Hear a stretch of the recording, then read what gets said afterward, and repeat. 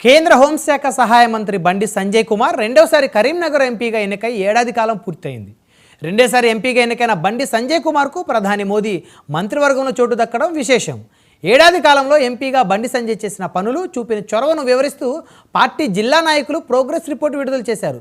మంత్రిగాను ఏడాది పాలన పూర్తి కావడంతో అభిమానులు, పార్టీ నాయకులు సంబరాలు చేస్తున్నారు.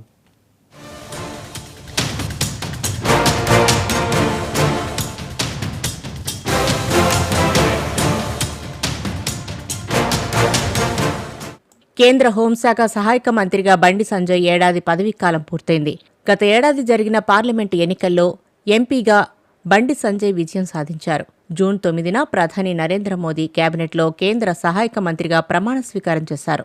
ఓవైపు హోంశాఖ కీలక బాధ్యతలతో ఎంత బిజీగా ఉన్నా తనకు రాజకీయ జన్మనిచ్చి 2 సార్లు ఎంపీని చేసిన కరీంనగర్ పార్లమెంటు అభివృద్ధికి ఏం చేశారనే విషయంపై ప్రజలు ఆసక్తి కనబరుస్తున్నారు.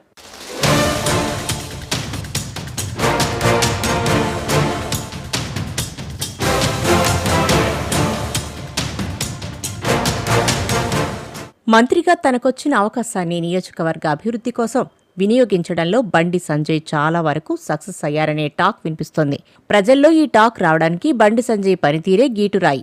పార్లమెంటు నియోజకవర్గ అభివృద్ధి కోసం తొలి ఏడాదిలోనే వేల కోట్ల రూపాయల నిధులు మంజూరు చేయగలిగారు. చాలా కాలంగా పెండింగ్లో ఉన్న కరీంనగర్, జగిత్యాల జాతీయ రహదారి విస్తరణ పనులకు మరో వారం రోజుల్లో టెండర్ ప్రక్రియను ప్రారంభించనున్నారు.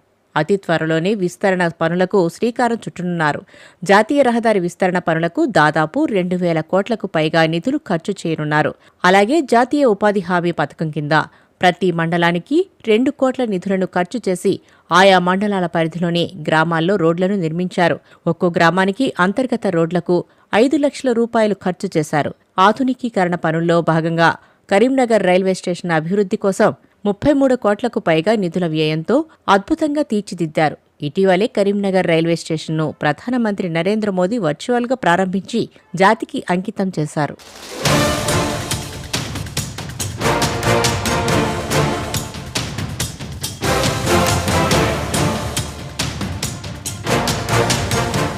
కరీంనగర్, జమ్మికుంట ఆర్వీపీ నిర్మాణంలో జాప్యం జరుగుతున్న విషయాన్ని గుర్తించిన కేంద్ర మంత్రి పలుమార్లు సంబంధిత అధికారులతో ప్రత్యేకంగా సమావేశమై వేగవంతం చేయాలని ఆదేశించారు.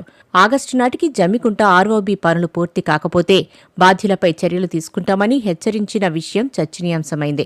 అలాగే కరీంనగర్, తీగలగుట్టపల్లి ఆర్ఓబీ నిర్మాణంలో ఇబ్బందులను అధిగమించేందుకు రైల్వే శాఖ, రాష్ట్ర ప్రభుత్వ అధికారులతో సమన్వయం సమావేశం ఏర్పాటు చేసి వాటిని అధిగమించేలా చేయడంతో పాటు పనులను పరిగెత్తించడంలో సక్సెస్ అయ్యారు.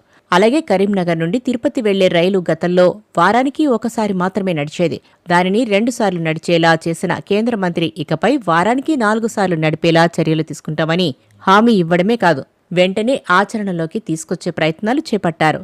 ఇందులో భాగంగా రైల్వే శాఖ ఉన్నతాధికారులకు బండి సంజయ్ లేఖ రాశారు. అతి త్వరలో దీనిపై సానుకూల నిర్ణయం రాబోతుంది.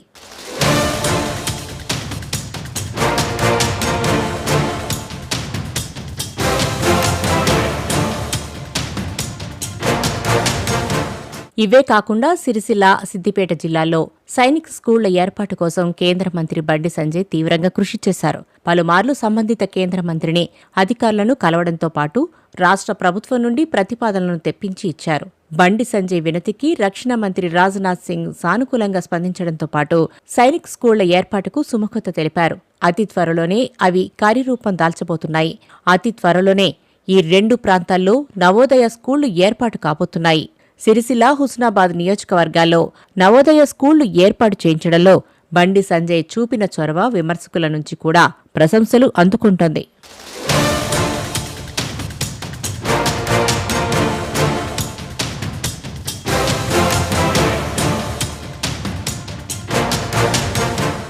కరీంనగర్ పార్లమెంటు పరిధిలో టెక్నికల్ యూనివర్సిటీ ఏర్పాటుకు ప్రతిపాదనలు పంపినప్పటికీ అవి ఇంకా కార్యరూపం దాల్చలేదు.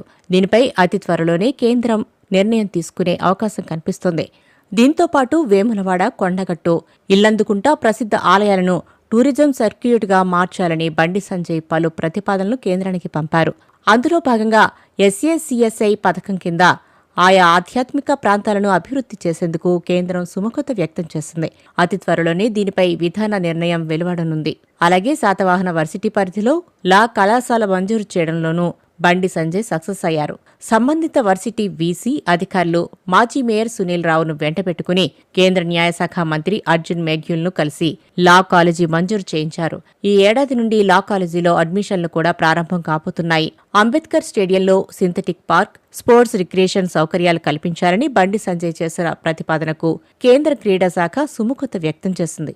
ఎట్టి పరిస్థితుల్లోనూ కరీంనగర్లో ఈఎస్ఐ ఆసుపత్రిని ఏర్పాటు చేయాల్సిందేనంటూ గట్టి పట్టుదలతో ఉన్న బండి సంజయ్ ఇదే విషయంపై పలుమార్లు ఈ అంశాన్ని కేంద్ర మంత్రితో పాటు సంబంధిత శాఖ ఉన్నతాధికారుల దృష్టికి తీసుకువెళ్లారు.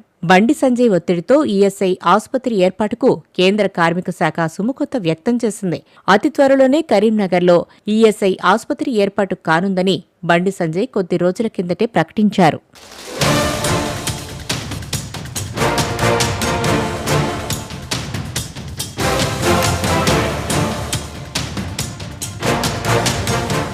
కరీంనగర్ ప్రజలను తీవ్రంగా ఇబ్బంది పెడుతున్న డంప్ యార్డ్ సమస్యకు పరిష్కారం చూపడంలోనూ బండి సంజయ్ సక్సెస్ అయ్యారు.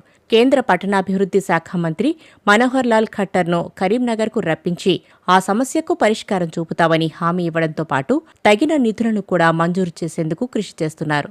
అలాగే సీఎస్ఆర్ నిధులను సైతం రాబట్టి కరీంనగర్ పార్లమెంటు నియోజకవర్గంలో వివిధ అభివృద్ధి, సేవా కార్యక్రమాలకు బండి సంజయ్ శ్రీకారం చుట్టారు.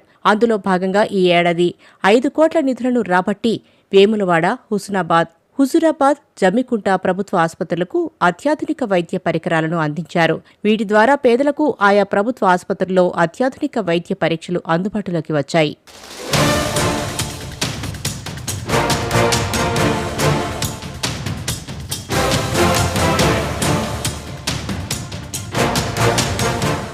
పేదరికంతో అమ్మాయిలు చదువుకు దూరమవుతున్నారన్న విషయంపై కేంద్ర మంత్రి బండి సంజయ్ దృష్టి సారించారు.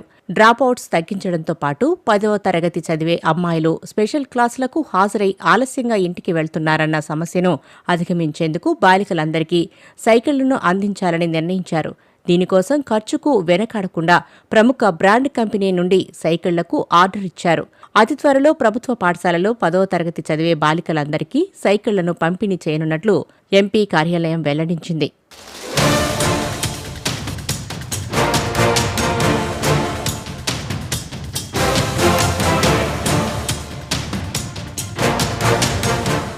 కేంద్ర మంత్రిగా బిజీగా ఉంటున్నా తనకు ఓట్లేసి భారీ మెజార్టీతో గెలిపించిన కరీంనగర్ పార్లమెంటు ప్రజలకు నిత్యం అందుబాటులో ఉండేందుకు బండి సంజయ్ తప్పిస్తున్న వైనం ప్రజల మెప్పు పొందుతోంది. వారానికి 2-3 రోజులు కరీంనగర్లోనే ఉంటూ ప్రజా సమస్యల పరిష్కారానికి కృషి చేస్తుండడమే ఇందుకు నిదర్శనంగా స్థానికులు చెప్పుకుంటున్నారు.